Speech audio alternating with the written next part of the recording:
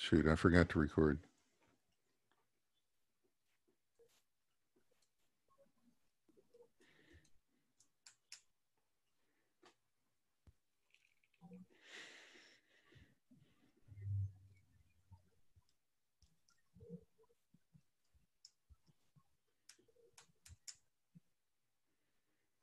Okay, another 20 seconds.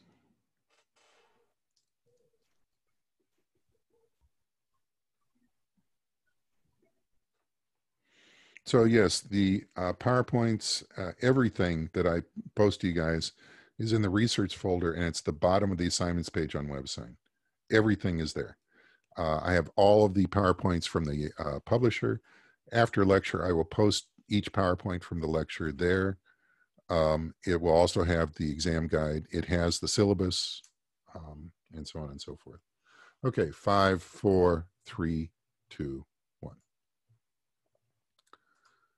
Okay, so now we say X has an apparent magnitude of 3 and Y has an apparent magnitude of 8. So the first thing we know is X is much brighter than Y.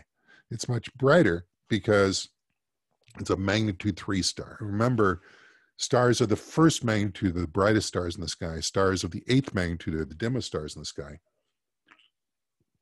So star Y is very dim. Star X is bright, not the brightest, but it's bright. And 8 minus 3 is 5. And so we know that the ratio of the brightnesses is a factor of 100. And since X is the brightest star, X is 100 times brighter than Y is the correct answer. So A says X, many of you selected A, X is 5 times brighter. The difference in magnitude is 5. The difference in the luminosity is 100. That's because the magnitude is a logarithmic scale. But when we care about the luminosity, it's a factor of 100. Okay.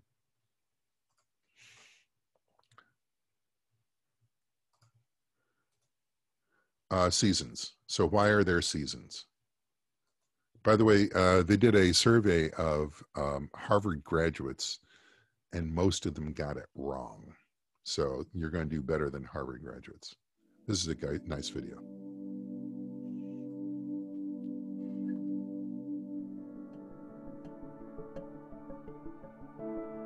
You know that Earth orbits the sun, right?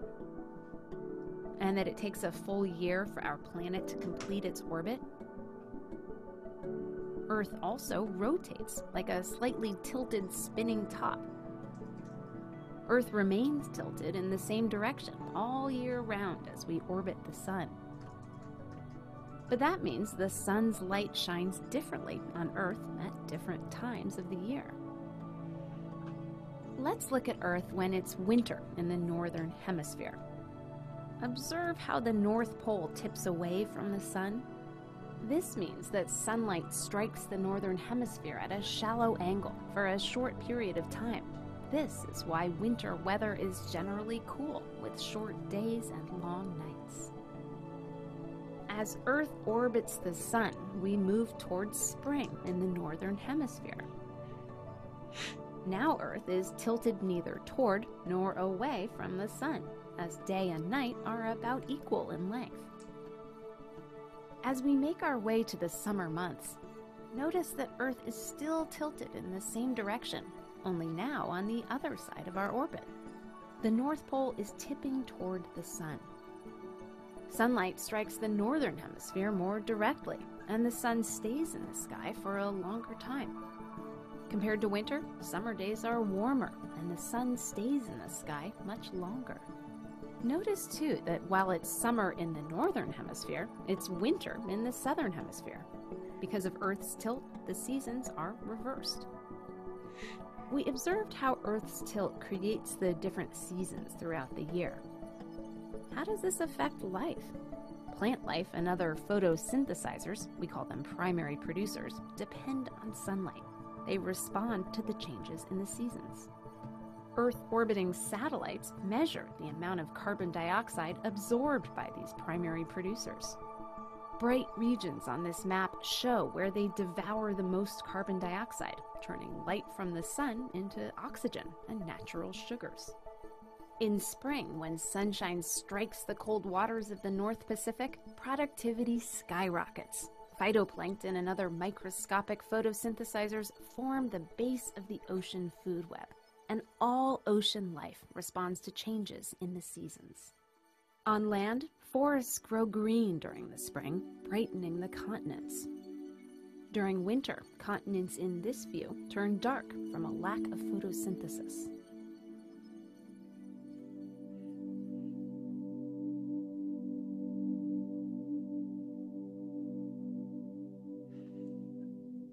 Yeah, so just answering some questions. Yeah, that Brody, that is really cool. Does the Earth's elliptical orbit have any impact on the seasons? Alex, the answer is no. The Earth's orbit is barely elliptical. We'll talk about that in a bit. Daylight savings time was made for workers during the Industrial Revolution. That's correct, even though most people think it was made for the farmers, which is silly because farmers work when the sun comes up and they stop working when the sun goes down. They don't care what the hours say. Yeah, daylight savings time is a little dumb. It does save energy though, because a little bit in terms of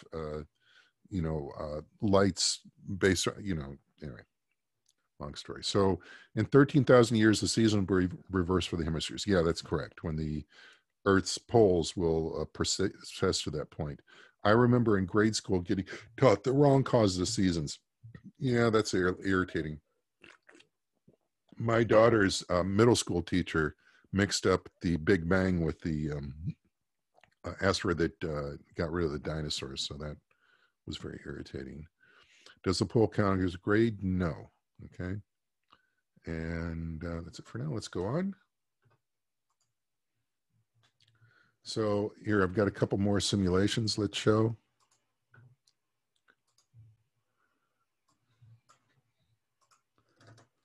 So let's see, where is that? Okay, get rid of that one. Okay, so we're going to run this simulation. And here is the Earth going around the sun. And let's do latitude of 35 degrees, which is about our latitude here. Okay. And here is an image of the angle of the rays as they come up to strike the part of the Earth. And notice they never actually get vertical. And that's because the Earth is tilted at 23.5 degrees, but we're at latitude 35.7 degrees. And so there is the angle of the rays as they go in from the perspective of the Earth. But over here is what it's really happening. And that's because the axis of the Earth stays fixed on that celestial sphere. And as the Earth goes around the sun in its orbit, whether the part of the Earth that's illuminated varies depending on whether it's away from that axis or towards that axis. Okay.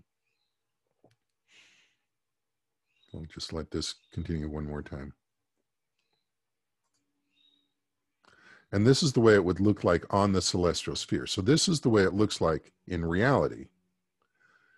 This is the way it looks like from our perspective. And from our perspective, the sun is making this journey on the celestial sphere. And sometimes the sun is up high in the sky.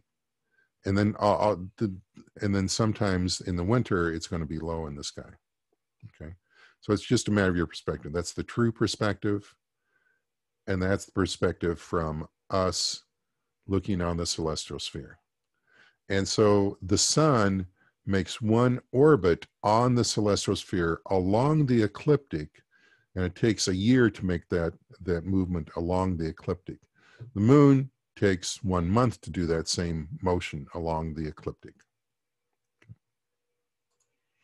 Here's another simulation that will help.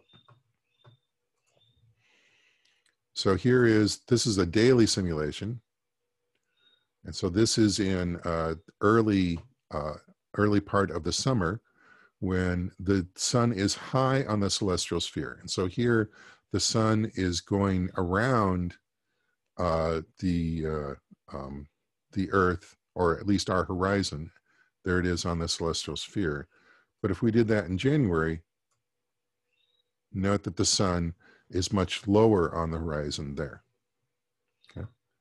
And if I move this like there, so we've got, again, it's confusing. We've got these multiple motions. We have the motion, the daily motion of the celestial sphere rotating around us once every 24 hours. And then we have the yearly motion of, on that celestial sphere, the sun moves along that celestial sphere. And sometimes it's down below what we would call our celestial equator, and sometimes it's above that celestial equator. Okay. And again, I'm doing this slow because this stuff is difficult to visualize. Okay. So a couple of quizzes here. So here is the Earth, and there is the spin axis there. And the question is, what season is it in the Northern Hemisphere? Let me bring up that question.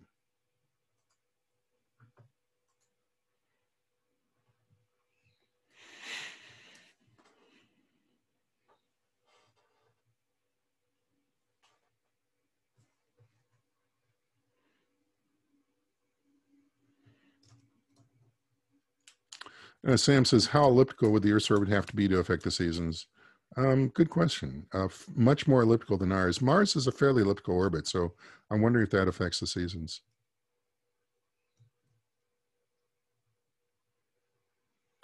Why is the horizon hotter? I don't understand that question. Sorry. Okay, 10 seconds. 9, 8, 7, 6, 5, 4, 3, 2, 1. And the answer is summer. And we know it's summer because the axis is tilting towards us. Here's one that's a little bit more difficult. Let's see. Oh, it's the same question.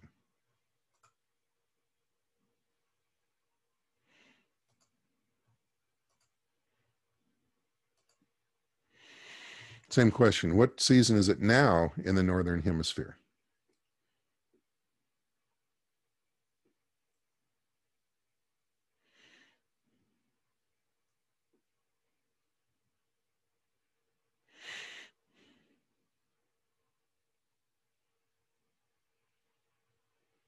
And this is a tough one.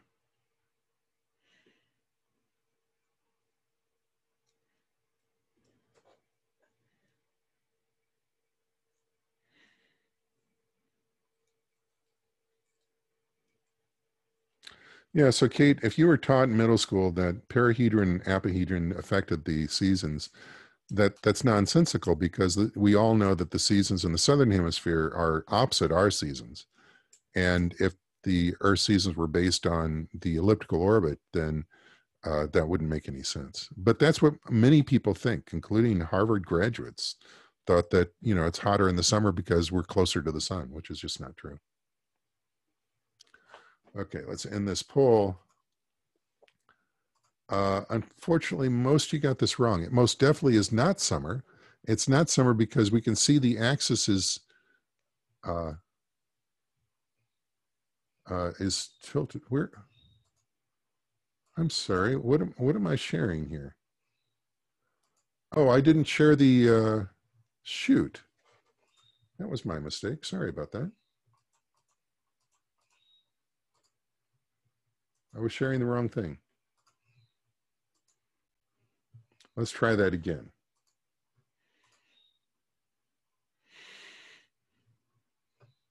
So here is what I wanted you guys to see.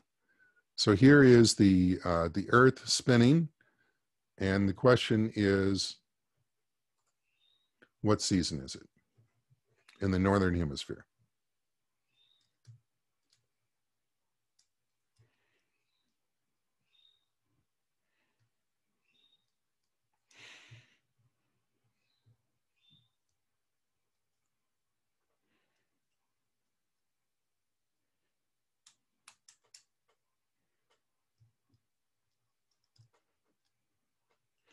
And so I apologize for the polls because I was showing the wrong thing for the poll. Anyway, I'm showing the right thing now. Okay, 5, 4, 3, 2, 1. Okay, so here you can see that the tilt of the axis is towards us because that marker is marking the axis. If the tilt of the axis is towards us, that tells us that it must be in the summer. Okay, so this is what the Earth looks like from the view of the sun in the summer. Okay, because the axis is tilted towards us. Note that the axis is tilted away from you in the winter. Okay, and so here's another one.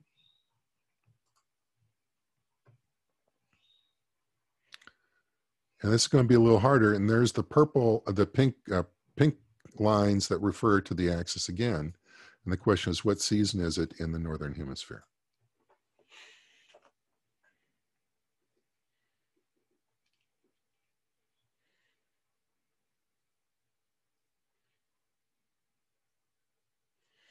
And this is a little tougher. And remember, the Earth rotates around the sun counterclockwise and revolves, it revolves around the sun counterclockwise and it rotates around its axis counterclockwise.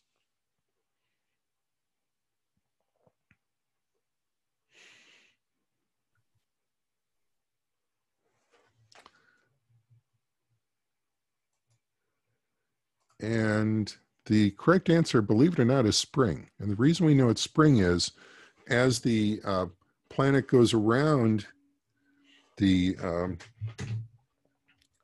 ecliptic counterclockwise looking down, and we're looking at it from the sun point of view, the axis must have been tilted away from the sun, and then it's coming around here, and the axis is tilted that way, and we see it there. And so we went from winter, and what follows winter is spring. Okay, so that's kind of a tough one. I won't have a question like that on the exam, but I will have a question about winter, spring, fall, what causes the seasons. Okay. Summer solstice is when the hemisphere is pointed maximally at the sun, and winter solstice is when it's pointed away from the sun. Equinox is when they're equal. I can show that in this simulation here. So simulation right now, and then when I'm done with this, we'll go into questions. Okay. Oh, no, that's for the next thing. Okay, I was going to talk about the moon rise and set, but we're out of time. I'll finish that up on Thursday. And any questions? To all the questions we got here. You're welcome to turn on your audio if you want to ask the question. In the textbook, it said during the solar eclipse, the sun cannot be covered for more than 7 minutes, no matter why. What would happen if it was?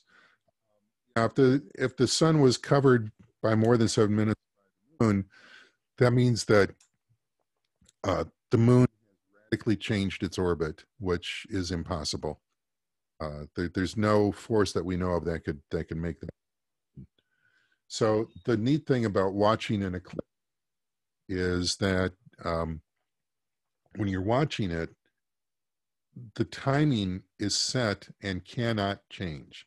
There's no power on Earth that could change that eclipse timing by even a millisecond. It's just because you're dealing with things as big as the sun and the moon, and it cannot change.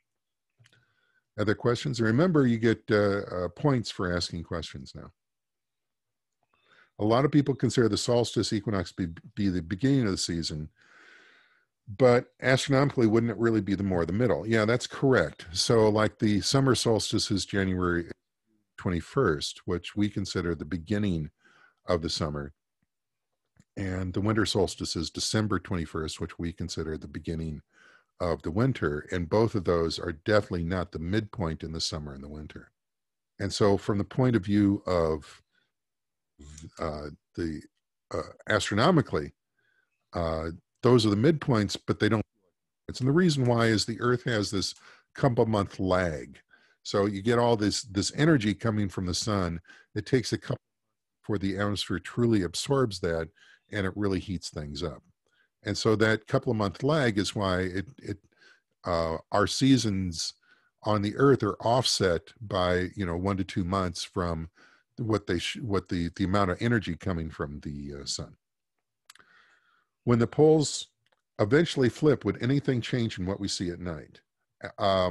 So if you mean the spin poles, yeah, everything would change.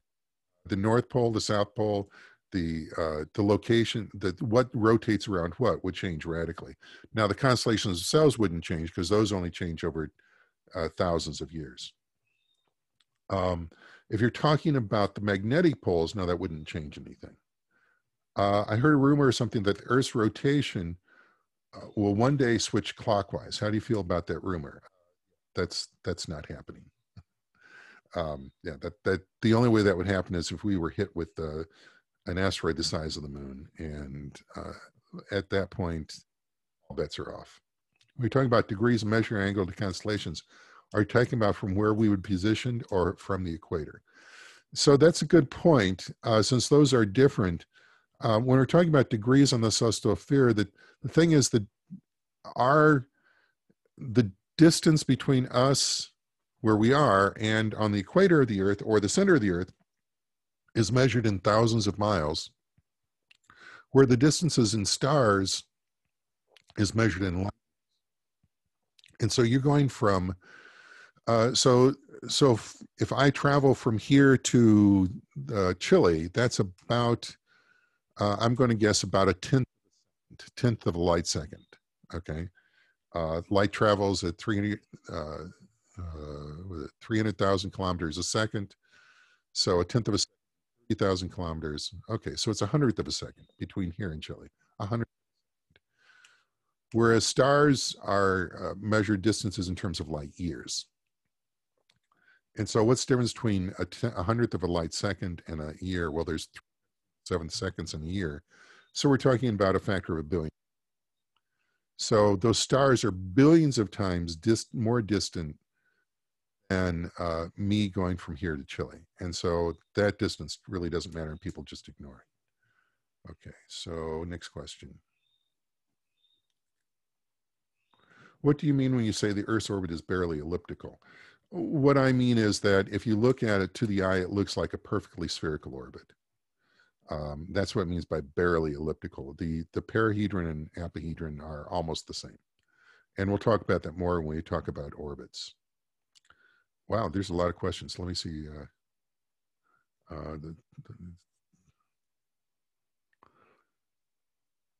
When I watched the eclipse a couple years ago, just before totality, shadows got noticeably sharper. What caused that effect? We'll talk about that on Thursday. What causes that effect is that usually the light sources that we have, the sun, is extended. It's half an arc minute. Half an degree. And you've got this extended light source, and so all shadows are fuzzy.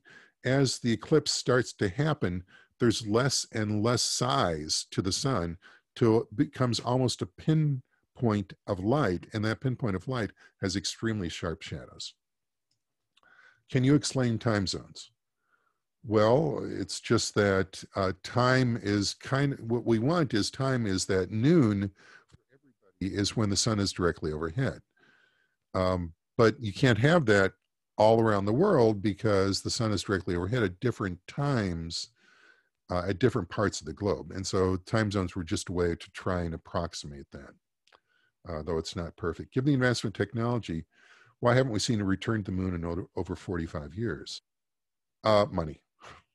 I mean, I could give a lecture about that, but it basically boils down to money. We went to the moon for political and military reasons. We wanted to one-up the Russians, the Soviets, and show them that we had the technology to basically rain hell on them from on high, from any place in outer space. We did that. We went home. When the poles eventually flip with it, yes, I talked about that. When you're talking about degrees and measuring our, okay. How do we have such a clear picture of the galaxy looks like if we've never actually been pictured? We have such a clear picture of the universe because we do picture it all the time with the Hubble Space Telescope and other space-based telescopes. We have a really good view of the universe, as we'll talk about in future lectures. In terms of the galaxy, that's tougher because we're inside the galaxy looking out. And frankly, visible astronomy doesn't really work in the galaxy. And so we use radio astronomy, infrared astronomy, X-ray astronomy, all these different types of bands that can penetrate through most of the Milky Way galaxy. And we've got a pretty good view of exactly what our galaxy looks like.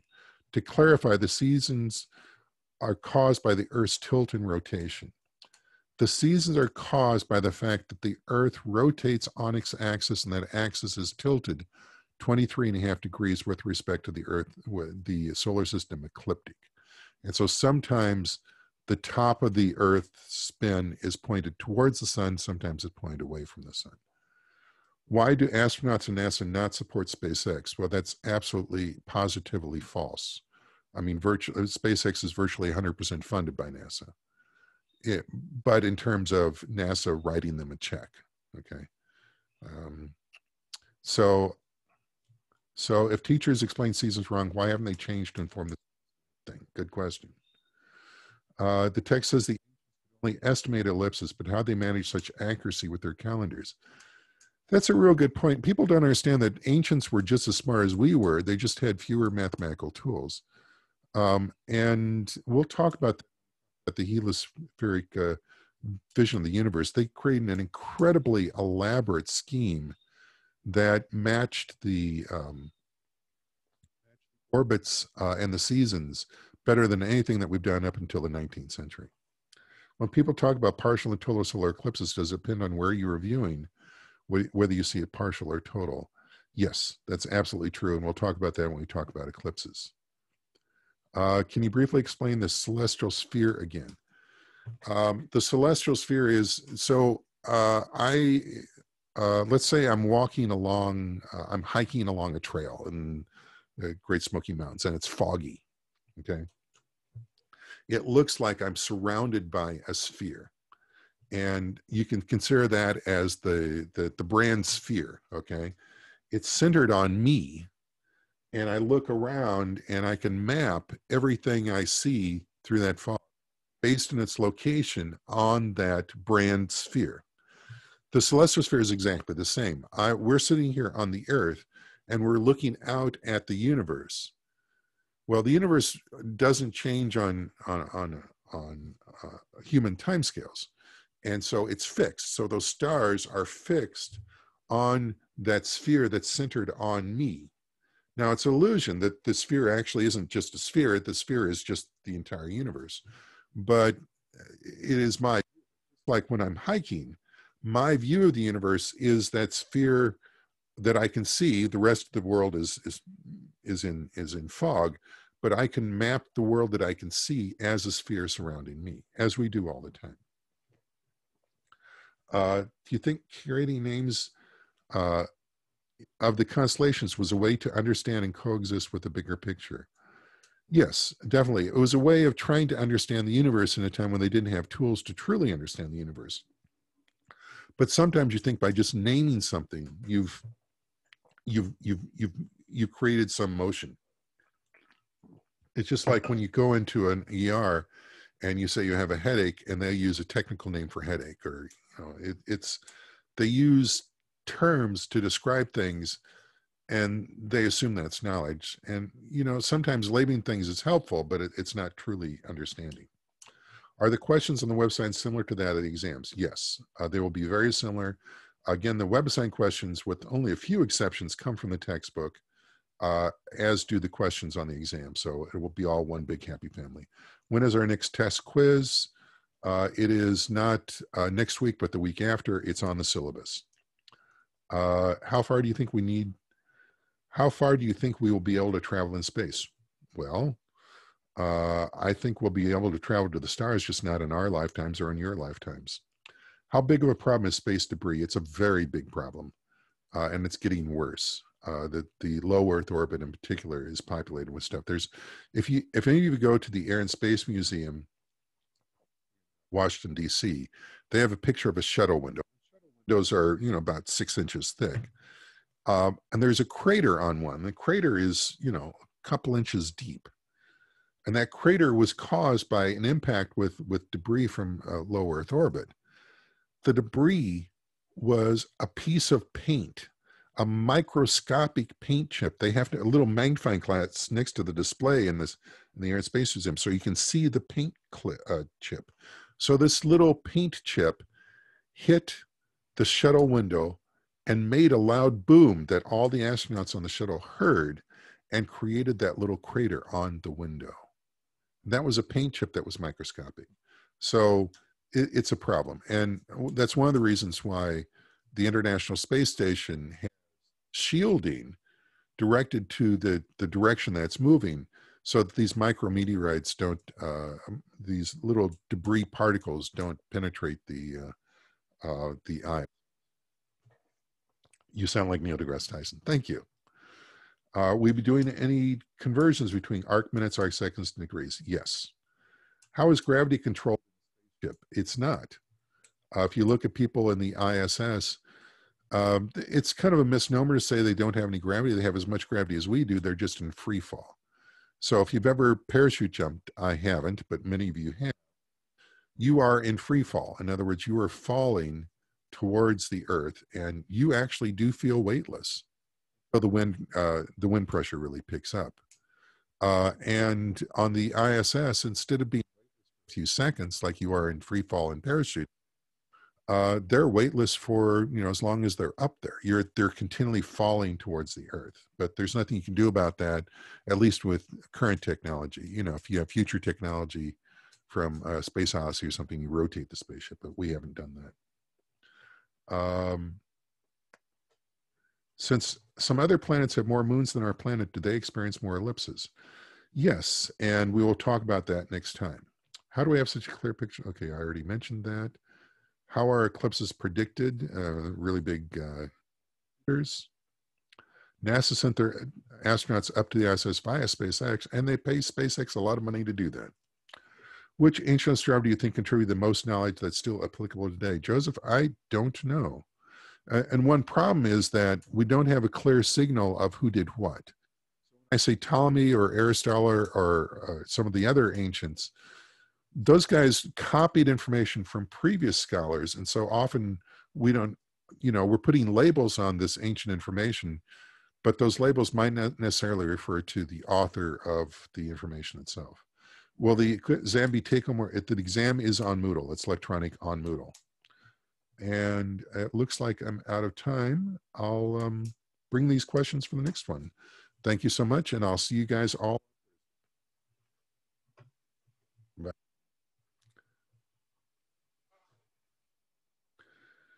Thanks to you. It's been fun.